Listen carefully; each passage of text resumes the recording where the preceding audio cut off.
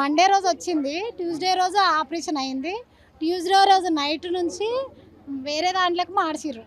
Wednesday రోజు ఆ పాప క్రిటికల్ అయ్యింది, కానీ వాళ్ళు పట్టించుకోలే, ఎవ్వరు పట్టించుకోలే.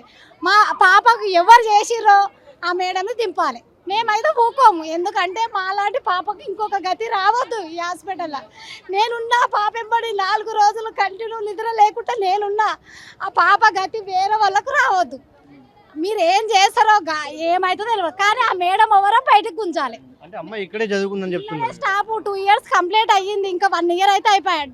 ఆమె డాక్టర్ చేసింది, ఏ డాక్టర్ ఆ డాక్టర్ని పిలిపియాలి. ఏం చెప్తున్నారు డాక్టర్ని అడిగితే? ఏమైంది, పాయిజర్ అయింది, కిడ్నీలు ఖరాబ్ అయినాయి, లివర్ ఖరాబ్ అయింది. అంటే ఏంటి ఖరాబ్ అవుతాయి? దేనికి 4 డేస్ ఉంటాయా కిడ్నీలు ఖరాబ్ అవుతాయి ఆ రోజుకే?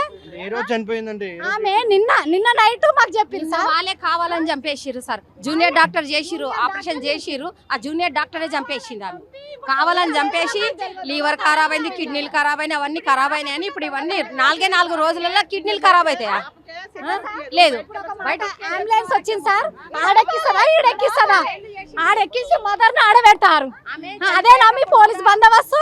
రాత్రి 50 మంది చుట్టుకోరు సార్, చుట్టుకొని స్ట్రెచ్చర్లు దొబ్బేసిర్రు. స్ట్రెచ్చర్లు ఎట్లా దొబ్బేస్తారు? మమ్మల్ని దెబ్బకొని పోతానే ఊరు. మా పాపకి న్యాయం కావాలి. మీరేమైతారు పాప? పిన్నిని నేను 4 డేస్ నుంచి కంటికి నిద్ర లేకుండా నేను ఆ పాపతాను ఉన్నా. అది వీకినప్పుడు నెడ్డు నల్లిపినట్టు పోయింది సార్. నేను చూసిన ఒక్క వీల్ చైర్ మీద నేను తప్పుకపోయినా పాపని. ఒక్కరన్నా పట్టరా డాక్టర్స్? ఏం డాక్టర్? ఏ హాస్పిటల్ ఇంత ఉందా? మేము లేని వాళ్ళమనే వచ్చినాం. పోరి పాప స్టాప్, స్టాఫ్ని ఇంత అన్యాయం చేశారా? మీరు ఏమన్నా చేసుకోరు. మా పాపకు ఏ డాక్టర్ చేసిందో ఆమె కావాలి.